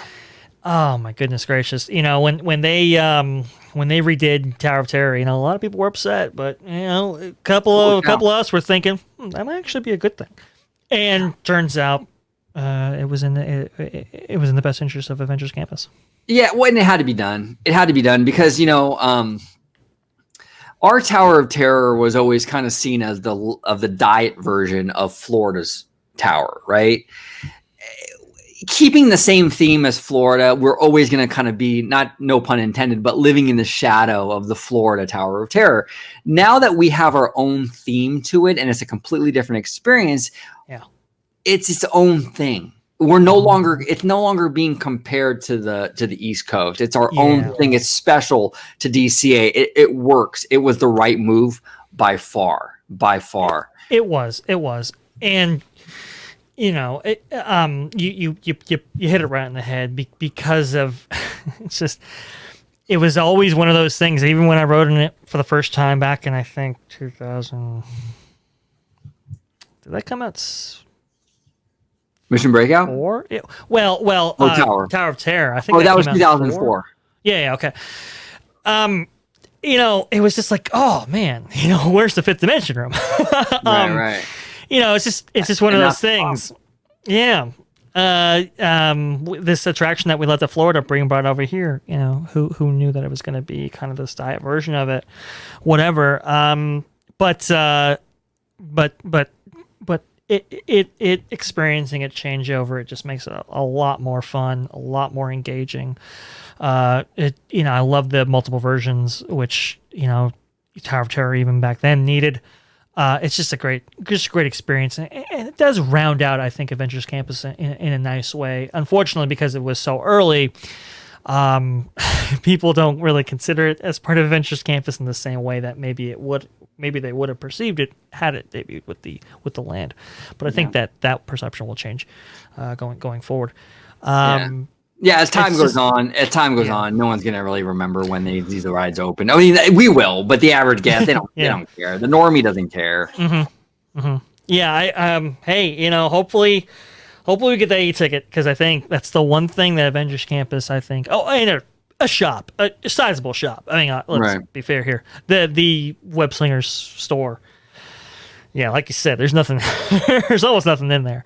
Little bit less DLC than I think may have been there in the introductory months. They have a little bit more product in there, but it's very, very small. But overall, the aesthetic, the quality, the standard of Avengers Campus, I think, was really high, especially for the space that it is within. The attractions, there's a family attraction and there's Guardians of the Galaxy. Yeah. The food is excellent. I just think it needs one more attraction, big time attraction, and a store. I think it'll be all set. Yeah, and when they finally get that e-ticket, for such a small space, it's a pretty packed land. I mean, we'll have 2 e-tickets, which will be Mission Breakout and the Avengers ride. And we'll have a nice D ticket with Web Slingers for 7-8 acres or something like that. That's not a bad little land. That's a pretty packed little park. I mean, pretty packed little area, Not a bad land at all. Let me see if I edited some photos. Yeah, here we go. Oh, that one's cool. Yeah, it's just not a bad land at all, like you said. Just, man, if you can experience this at night, folks, definitely do it. It's just so awesome. This introductory space right here with the kind of Iron Man, what is it? The arc reactor just looks phenomenal. It really does. And the shows add so much life to this land that unfortunately even Star Wars Galaxy's Edge doesn't really benefit from. It really is cool. 100%. Now, before we close out, we do have a viewer question. Should we dive into that, or do you have anything else you want to add before we dive into that? No, let's go. All right, let's do it. Let's do it. Let me bring on that. Give me one moment. Let's bring it on because she's a fan of the channel, and she asked this yesterday. And I'll start with you. But she basically says, for the company in general, if you could give a letter grade, what would it be? If not an A+, what would you like them to do to improve that grade to that level? Now, I'm assuming Aaliyah is referring to basically since Chapek took over. Yeah. So I guess we'll kind of use that as kind of like the point of reference. We'll say since Chapek took over to now, what would you say? What grade would you give the company? It's kind of funny because when I first read this, I must have missed the company part. I thought she was actually referring to my Disneyland experience overall. But okay. The company. It's hard because there's so many moving parts. It's a huge thing to kind of put into one little, but. Yeah, there really are. I would have to say, I think it mirrors my, maybe like a C+. And the reason I say this, I know it's kind of harsh. The reason I say this is look, we have a lot of cuts at the park right now, and the parks are going towards a direction that make people, especially long-timers like myself, very uncomfortable. And it's a short-term game that I'm seeing with the company in general. And not really a lot of long-term decisions being made. And that's really unfortunate. That kind of hinders its overall health in my eyes. We're seeing cuts in the cruise line. We're seeing cuts in the parks themselves. We're also, and we might be seeing cuts to major film and television production down the line, which could hurt. The kind of, with so much drama with the ScarJo thing and stuff like that, so unnecessary. It's like, why couldn't you have handled that before it got to that point? You see talks of yields. You see this kind of consumerist, kind of corporatist atmosphere going on, and not really the Disney we've come to expect and know and love from previous years past. All those things, I think that's where I would place it right now. Okay. What's your opinion? We're not too far off, actually. We're not too far off. I'd give him a little higher, but not much. I'd give him a B-. I'd give him a B-. I'll give Chapek credit for steering the company through the pandemic, because a lot of companies are not faring as well as Disney right now. That's very true. We could have been in real hot water right now. A lot worse than we are. We complain about, trash cans and things like that. But at the end of the day, there's a lot of companies that didn't survive the pandemic. There's a lot of companies that are barely hanging on. And Disney, for the kind of businesses they're in, which, theme parks and things like that, cruise lines, TV sports. Right. It's actually very much weathering this kind of storm pretty decently. It's pretty stable, which is impressive considering they're coming off of the big $71 billion Fox buyout. So right. And they have to pay interest on that debt, and they have to do that kind of stuff. The fact that they're whole, you got to give up to Chapek. You got to give them credit for that. I do give them credit for that. I do take points off though for the ScarJo thing. I don't necessarily. Here's the thing with ScarJo. I'm kind of divided on a little bit, but sure, I don't necessarily blame him for walking away from the negotiations, because we don't really know the whole story. It's clear we don't know the whole story. That's very true. Yeah. So it's hard to really say like he's the bad guy, she's the good guy. We don't really know. I don't blame him for that, but I think on a PR level, he botched it. Two things: that response, and not dotting your I's and crossing your T's, and letting it get to that extent. That was an oversight more than I think anything else.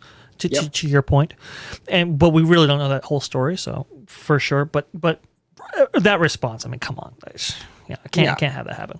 You can't have it happen. So I took off points for that. Yeah. I give him credit and kudos for, I like the overall idea.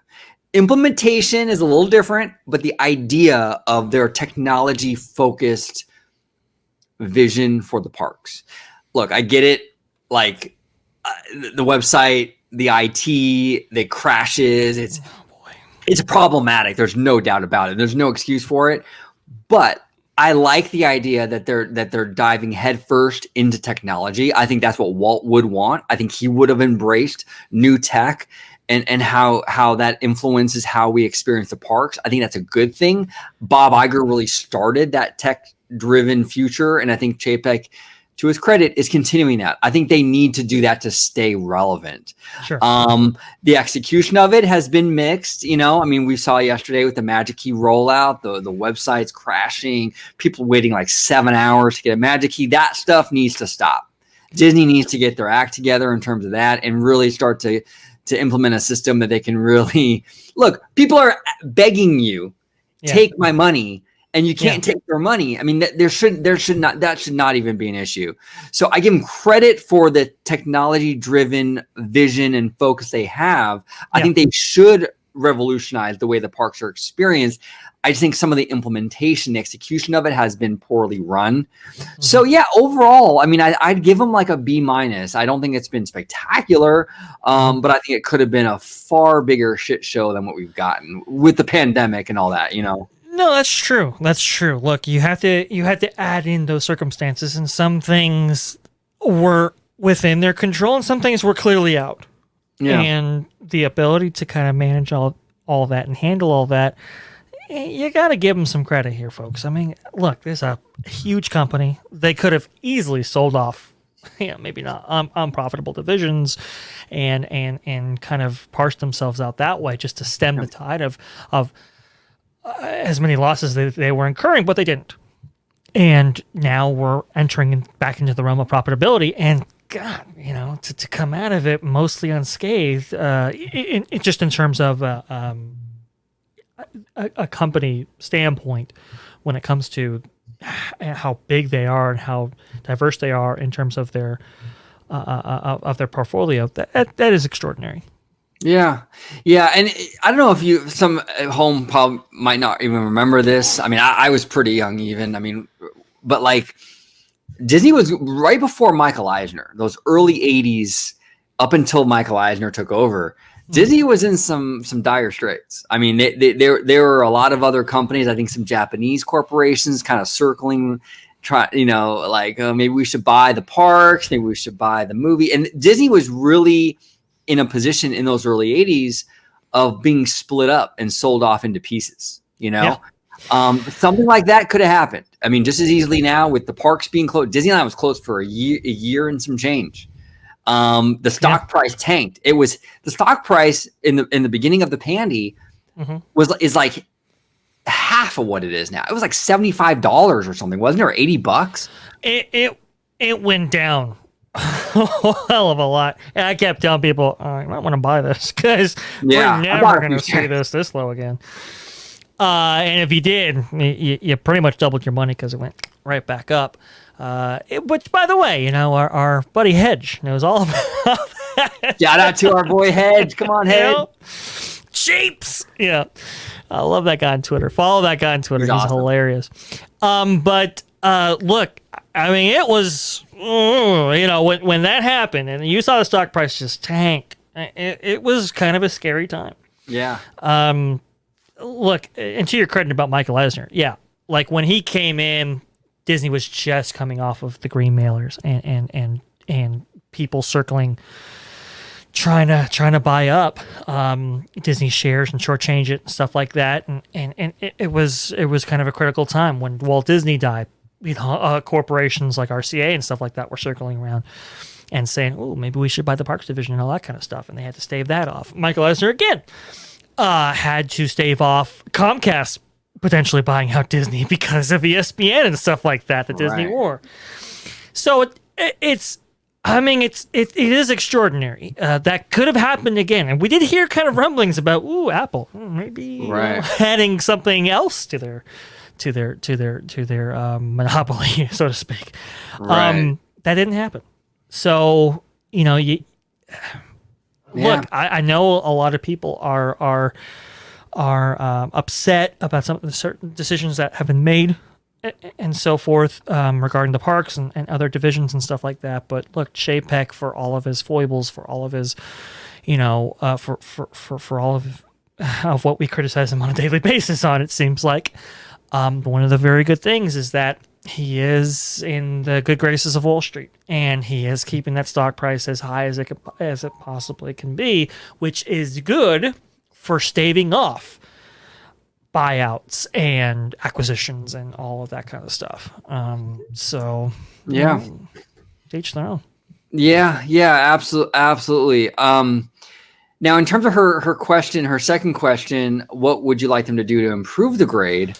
There's a couple of things I think that Chapek could do that I think would very much bring them up a few points. The ScarJo thing was a big black eye. Whether or not you agree with ScarJo, whether or not you don't agree with ScarJo, it was still a black eye. It was a PR mess. It was a mess in terms of how Disney's perceived in the industry, all kinds of stuff. He needs to repair some of that. Yeah. So he should make a mission, make it a goal right now to reassure talent. Yeah. When you come sign up for the Walt Disney Company, we got your back. This is a one thing. This was an isolated incident, but just know when you sign up for the Walt Disney Company, we honor our deals, we honor our contracts. It was the pandy's going on, and that was an unusual circumstance, but we will honor our contract. Really, kind of shore up those relationships. I think that's very, very important. Another thing related to that end of the industry is I think that they need to really reconsider that Kareem Daniels position. I think that position has caused a lot of issues for them. Yeah. It caused, I think, a little, not even a little, a lot of drama with Pixar because the films are just going straight to D+. There's no rhyme or reason. It's just Pixar is all going to D+, but then Raya the Last Dragon gets premiere access. That position that Kareem Daniels is running, and no, I'm not like throwing shade at Kareem. He's a competent executive. Obviously, I've seen his resume. The dude is smart. He knows what he's doing, but it's the position that's the issue. Yeah. I think Chapek needs to reconsider that role and not maybe just eliminating it and bringing it back to the way it was. Yeah. You don't want to have various studios upset and have like chips on their shoulders because their work isn't going to theaters and other studios are. I think that creates a lot of drama. unneeded drama. So get rid of that. I think that could help the grade. And also just kind of come out. I think Chapek really needs to come out and try. I know it's hard because Iger was like this superstar, like charismatic, handsome, kind of everything guy, but try to talk to fans more, try to be there on the fan level and be like, hey, look, I know a lot of you don't like me or whatever, but hey, I'm going to do whatever I can do to make sure that the creatives in this company have everything they need to do what they need to do. And I love this company just as much as you do. And let's do this, let's work together and really kind of just reassure the fandom. I think that'd be really important. If he does those things, I think that would be a really good start to getting them back up. What do you think? No, I think, I think I would agree with you on that. It's relationships, really, right? Maybe having as, how should I word this? Maybe reevaluating your relationships with with the fans and with talent and with maybe your creatives as much as you would with Wall Street, right? Yeah. Because that relationship's just fine and dandy. But it's these other guys that putting out the product and supporting it in the instance of the fans, that maybe those things should be shored up because a lot of people feel dejected all across the board. I've heard morale, we talked about cast members, but morale amongst Imagineers and the morale amongst these various studios, I have heard is down. That needs to be improved. Yep. For sure. I think that needs to happen. Now, look, this speaks to another kind of wider issue, but I'll mention it here. Some of what the ScarJo thing was about was Chapek being an outsider to the Hollywood industry and wanting to rattle those cages, elicited a response from the Hollywood establishment, for lack of a better term, that they didn't like. And his view was simple. Look, listen, you've been very empowered as artists and creatives to do whatever you want, but really we should be thinking about what the consumer wants as well and what they're looking for and stuff like that. And so that kind of realignment process that's taken place to put it to put these things into more of a financial perspective and more of a fiscal or fiduciary duty perspective, and not so much like, hey, we're going to spend $200 million to do your, crazy art project, but it doesn't make us money kind of thing. Right. That's rubbed a lot of people the wrong way. And in some instances, I can kind of agree with him on one end. But the other, when you do those kind of things, you're going to get pushback. And the ScarJo thing was an outgrowth of that, amongst other issues that were going on at the time. If you're going to do that, you really got to have a different relationship with talent. You really got to have a different dynamic when working with these creative folks, individuals, to kind of prevent that from happening again, a ScarJo type incident.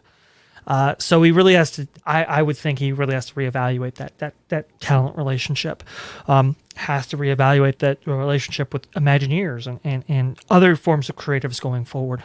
I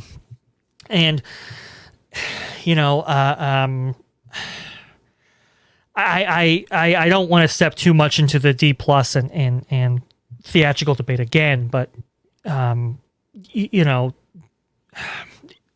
if we are to have endgame type product, what does that look like going forward?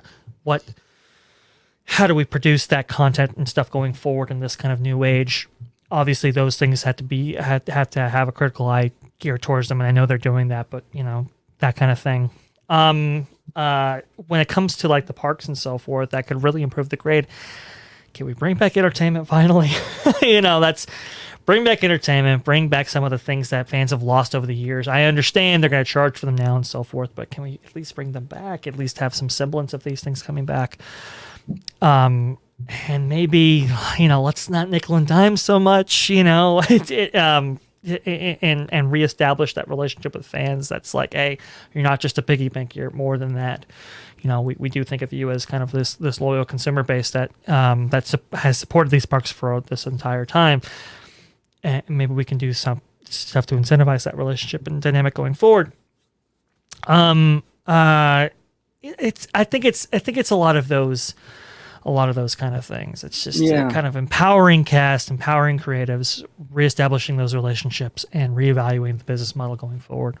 Yeah, absolutely. And Bob Iger was really brilliant, and he did it without even saying a word. But when he stepped in, and Bob Iger he knows what he's doing, man. This guy is genius. But when he stepped in, he the first few things he did were very fan-centric kind of moves. He bought Oswald back from Universal, right?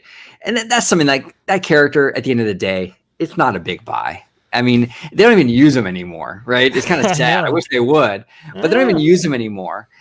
But it was one of those things where it was kind of like an olive branch to fans. Hey, I know I'm the new guy, but I get it though. And look, I'm going to buy Oswald. It was like such a niche kind of nerd moment, but it really kind of won people over in a lot of ways. And then a little bit after that, he bought Pixar, and that kind of built more trust. He did all these moves, whether he did it intentionally or not. I'm pretty sure it was intentionally, but he built the trust of the fandom. And then he bought Pixar, and then he said, hey, you know what? In 2007, we're going to spend $1 billion on DCA. Like, he just knew exactly what the fans were gonna dig. And it's just with Chapek, I don't see that same thing. Now, to be fair to Chapek, he started the job right when the pandy got started. So he's not going to have the resources to kind of do those moves like Bob Iger did. He can't really go in there and go buy something for $4 billion right now. They can't afford it. Yeah, so it's harder. It is harder, and I understand that. But he needs to make some sort of. He needs to reach out a little bit to fans, and just kind of reach out and kind of show us that, hey, look, he's not just about, like you said, thinking of us as piggy banks. He respects the company, the legacy, Look, I'll tell you how he could do it real fast, right? First off, we've heard these conference calls for a long time now, and some of them are like, oh, yeah, capital expenditures are cut again from the parks. They're cut again.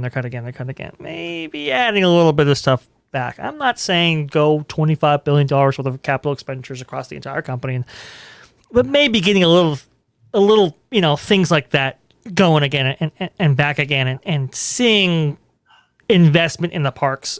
At least we know that our money is going towards good things, right. That kind of thing, that outward display of, hey, we're reinvesting into these parks that you love. Okay. That's one. But two, I think he would ingratiate his fans like right off the bat. If he were to stand right in front of Rivers of America and go, guys, you wanted it, it's back. And then have freaking the dragon or something happen behind him, and you get that wide shot and Fantasmic's back. If he could be the face, because right now he's the face of a lot of bad. If he could be the face of some of this restoration, of some of these, better things coming out now that we're coming out of the pandemic, or in some ways, because he was never given an opportunity to really be that Bob Iger kind of person, as you said, right? He was never, he was just thrown in this situation where it's like, you either do this or the company fails tomorrow. Right. It's we're in the boat and there's like a million holes. There's water coming in, and it's survival. Tough decisions have to be made. We got to throw the baby overboard. It's like it's all those things. But if you could be part of the rebirth, right? And he did a little bit of that with the reopening of Disneyland. He was actually there for the reopening of Disneyland on April 30th and stuff, and that was a great showing. Yeah. If it can be out in front of, like, hey, we got Shang-Chi coming back in the theaters, or we have Fantasmic coming back, and we be there on October 1st for the 50th celebration in Walt Disney World. I think that would start to really improve that relationship with fans, and ingratiate himself going forward that, hey, look, I'm not only the face of some of the stuff that we might have lost, but I'm also the face of some of the stuff we're getting back. Yeah, and even stuff coming up, like, he should really push for the green light or the city approval for Disneyland Forever. Disneyland Absolutely, Forward. Yeah. because that would be another moment. He can get out there. He can stand in front of the crowd in Anaheim and say, you know what, we're committed to the investment here. This is for the fans. We're going to expand this place. We have big plans. We got a huge vision for Disneyland Resort. We're not done yet. That would excite people, stuff like that. Just, and I think he has an opportunity to do that now that things are kind of, like you said, kind of coming back again. It'll be interesting. It'll be very, very interesting. But, I will say this. I don't know if you guys at home watched that little El Capitan Jungle Cruise premiere. It was like on Laughing Place. They have a video on it a few weeks ago when Jungle Cruise premiered. Mm-hmm. But Chapek spoke a little bit on stage. And I think I sent it to you, Dre. I'm not sure, though. I think you did. I think I didn't know the context, but I think I do remember what you're talking about, yeah. Yeah, and he was on stage, and look, he's no Bob Iger. Okay, let's be real, but he's no Bob Iger. But he there was a noticeable difference in how relaxed and how calm and how the way he interacted with the crowd was much more comfortable and confident than it was a year ago. So I don't know if he's going through some sort of public speaking course, maybe. I don't know what, but he was better. That day he was better, and he really connected more than he usually does, and maybe he's improving. We'll see. I think he was. We got to find that footage and put it in, below or something like that. I'll put it in the description for sure. Yeah. He did sound a lot more confident, a lot more cool, casual. Hey, man, I'm with you here, and stuff like that. A lot more personable. And almost relatable in some way. I think he had jeans on and stuff like that. Kind of, he didn't have the jacket like we have so seen him with. He was a little bit cooler, and it was kind of remarkable seeing that version of Chapek after hearing the version of Chapek that was on the quarterly earnings calls, and after seeing that Chapek of the launch of Galaxy's Edge in Florida or something that. It's a completely different kind of feel to him. I think that is good. What I would do if I were him is, and I think that's one of the reasons why he's going to be at Destination D in Florida coming up, I think in November. I think one of the reasons is he wants to be in front of these new launches and these new kind of rebirths of the parks, and kind of hey, look, you know what we're getting, what's coming, but here's more, kind of thing. I think that would really improve his standing. The one final thing that could really improve the company, and I won't get much into it for fear of being canceled. Maybe not be so politically minded with your decision making. I'll leave it there. Yeah, no, absolutely. I mean, they could do a lot. Look, I've said it before, then we'll close it out or whatever. But like I said before, I don't think Chapek's an articulate guy. I don't. Some people just aren't. Some people just don't have the charisma. But as a Disney CEO, you're not like the CEO of a mortgage company or even a company like Universal. Disney's a very unique company, and we've come ever really since. I mean, it started with Walt, and then it continued with Michael Eisner and Bob Iger. We've come to expect our CEOs to be sort of a CEO of the people, Yeah. And it's just we kind of feel like he's not that guy. So he needs to kind of get into that. Now, I don't really remember Ron Miller and Don Tatum, how they were. They might be more Chapek-y. I don't remember really, to be fair. But Michael Eisner was out there every day. He was like Uncle Walt kind of with the Wonderful World of Disney. And he was out there introducing the shows and all that great stuff. And Bob Iger was not that guy, but he was still out there in a different way. He was like Tony Stark kind of smooth, but he was just as likable.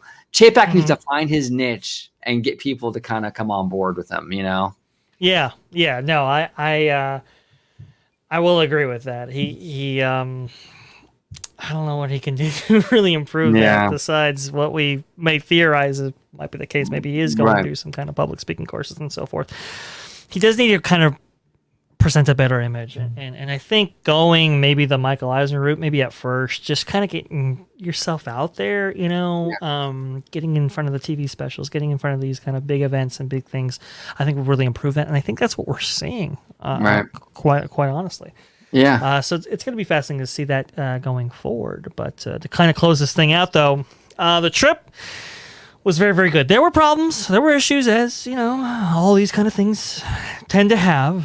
My mother unfortunately suffered a foot injury, and that was no good. But we still had a great time, a fun time. It's kind of unfortunate because I would recommend, hey, you know, come out there and see it, but it's now with Magic Key, that might be a very different story. We're just gonna have to wait and see, folks, and what the future of the park is all like right now. Well, Dre, I want to thank you for having me on Freshly Squeezed, man. Yes. Hey, pleasure to have you on. Pleasure to host this under such a great channel that is Orange Grove 55. This was friggin-tastic. But yeah, you know, it's kind of funny going through this whole thing. I was like, man, I can't wait for that video with Orange Grove 55 and just talking park for a little bit. It was fun and it was everything I cracked up to be in my head. So this was really, really cool. Great questions, by the way, that you brought up, and hopefully this will help a lot of people out there kind of see what the parks are like right now. And honestly, we got into the company, so what the company is like right now is kind of interesting. More great videos coming on this channel for sure, folks. We're gonna have something on Genie Plus. We're gonna have something on Magic Key. Don't worry, it's coming. But this was really fun. So hey, tell us your thoughts and what you think about all this kind of stuff in the comments. What's your grade for the company? What's your grade for Disneyland in general? How do you feel about Disneyland experience as it's been so far from April 30th to now? You know, what's your experiences like, and what do you have to say? Was it worth the money? Was it not worth the money? And that kind of thing. We'd love to really hear from you. Obviously subscribe, click that notification bell to get some more of these videos. Awesome. And, until next time, Orange Grove, go ahead and sign us off. All right. Well, yeah, to our 2 hour and 53-second crew, I want to thank you all for sticking with us. And I will definitely be releasing segments of this video in little bite-sized nuggets throughout the coming days, so you guys can check those little individualized pieces of our conversation in the next few days. But yeah, I want to thank you all for watching. And like, Dre was saying, like, subscribe, comment below with your opinions on everything we talked about today. There was a lot that we dived into. So comment below. We'd love to hear from you guys. And as always, just have a wonderful day. Appreciate you guys tuning in. Wonderful day. We'll see you later.